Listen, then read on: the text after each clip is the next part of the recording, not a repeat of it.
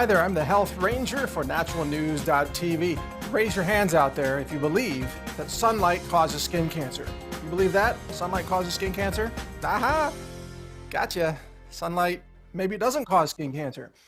Maybe that's just something that you've been trained to believe by the sunscreen industry, or by the dermatologists, or by the cancer industry. Maybe it's not really true. You might think I'm crazy to talk that sunlight doesn't cause skin cancer. What if I told you the opposite? What if I said sunlight actually prevents skin cancer and other types of cancer at the same time? Would that be really wild? Well, it's absolutely true. And here in this video, I'm going to explain to you why sunlight prevents cancer and can even help cure cancer, and why sunlight alone doesn't cause skin cancer. If you believe that myth, you're about to blow your mind right here on this video. Now why, you might ask, why would I say sunlight doesn't cause skin cancer? We've all been told that myth for so long that most of us believe it. If you lay out in the sun like this, then the sunlight UV rays penetrate your skin and they cause cancer. That's the mythology that we've been told to believe. Well, that's a one variable equation. One thing, which is sunlight exposure, causes one effect, skin cancer. They're saying one variable, one effect. Well, what if it wasn't one and one? What if it was actually more complex than that? What if it was an interaction between sunlight and your skin health? Or more specifically, the level of antioxidants in your skin at the moment that you're exposed to the sun? Well, as it turns out, it really is a two-variable equation. And if you look back at history, you can come to see why this is. Now, here's an image of a woman laying out in the sun. And you might think, well, she's looking a little red.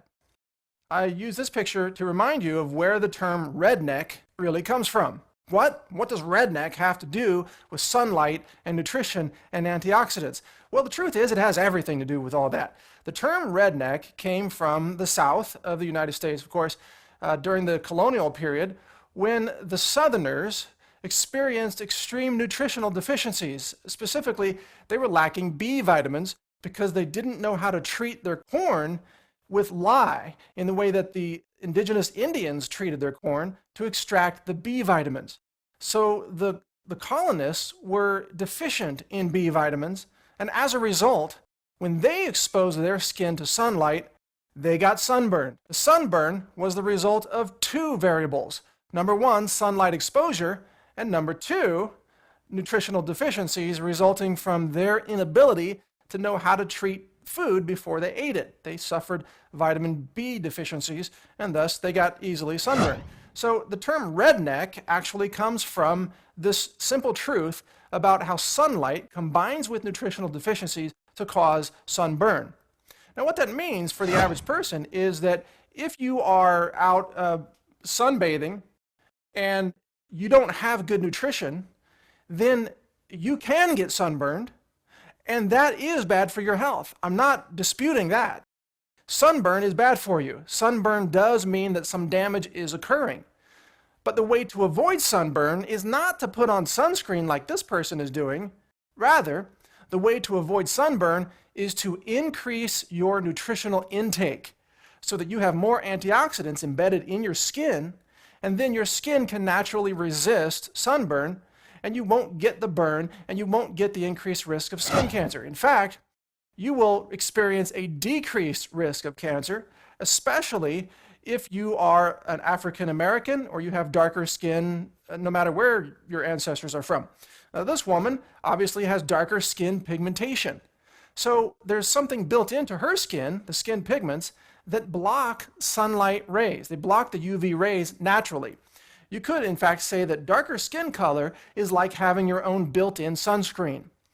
Now, this causes vitamin D deficiency if you don't get enough time in the sun. Why? Because the UV rays are, of course, what go into your skin and activate your skin's manufacturing of vitamin D. And vitamin D, in case you didn't know, prevents 4 out of 5 cancers of all types. I'm talking brain cancer, breast cancer, bone cancer, prostate cancer, liver cancer, every kind of cancer that you can think of. Almost 4 out of 5. Actually, the study showed 78% reduction in cancers just from having more vitamin D in your body. It's amazing, huh? And the vitamin D is, of course, manufactured from your skin by exposing it to sunlight. So if you have darker skin, you're going to need more sunlight exposure to manufacture the same amount of vitamin D as someone with lighter skin, such as myself. I need less exposure to the sunlight compared to this woman. So she needs to actually spend maybe 2 or 3 hours a day getting sunlight, where I might have enough vitamin D creation just from spending 15 minutes in the sun each day. Now, of course, when I go out in the sun, I'm also using good nutrition because I want my DNA to be activated to stay healthy all throughout my skin. In other words, I want my genes to be able to resist genetic mutations caused by excessive exposure to sunlight. That's what this little animation is supposed to signify, a little DNA animation there for you. If you don't have enough antioxidants, then of course you're going to get DNA mutations, and that is going to cause skin cancer. So once again, just to review real quickly, sunlight alone does not cause skin cancer. Sunlight combined with nutritional deficiencies can cause skin cancer because it causes sunburn. But sunlight exposure combined with good nutrition, on the other hand, can actually prevent cancer, because it allows your body to generate vitamin D. Now, what's this woman doing? She's tanning in a tanning salon. Now, you've been told another lie about tanning salons. You've been told that they're all bad, that this is terrible, this is bad for your health, that you're going to get skin cancer if you go tan in a tanning booth, right? That's what we've been told to believe. By the same people, by the way, who are trying to sell us sunscreen and who are trying to say that sunlight exposure causes cancer. Well, I've already explained why that was a lie. Turns out this is a lie too. Tanning booths are, in fact, they're not necessarily bad for you. They can, in fact, be therapeutic.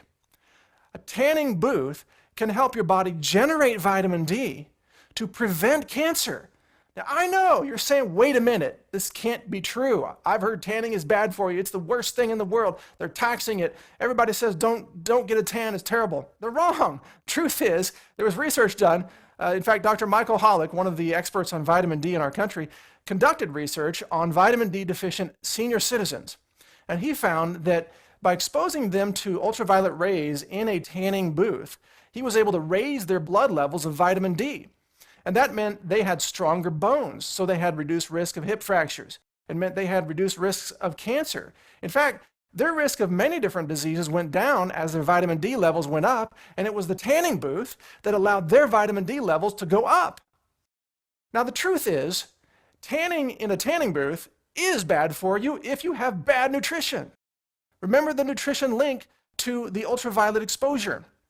So if you're a typical teenager, and you're out there eating junk food and drinking sodas and eating fast food from fast food chain restaurants, and you're not taking nutritional supplements, and you're not eating superfoods, and you have terrible nutrition, then I agree that going into a tanning booth is really stupid. It's really bad for your health under those circumstances. Because remember, the ultraviolet radiation combines with nutritional deficiencies to cause skin cancer. That is true. However, if you're a teenager who has good nutrition because you eat superfoods and your parents maybe taught you some good nutritional habits, and you take some chlorella and some spirulina, or you drink some superfood smoothies, or you're into raw foods, or you take some high quality nutritional supplements, so you have good antioxidants in your skin, then when you go to a tanning booth, it's actually good for you because it won't burn you, it won't damage you, and it will increase your levels of vitamin D, which will increase and improve your mood. It will actually improve your mental health. It will improve your cell metabolism so that you don't get cancer as easily. It'll reduce your risk of many different diseases while improving many functions throughout your body, most notably kidney function and bone density, the kinds of things that children need. So tanning booths are actually therapeutic devices, believe it or not.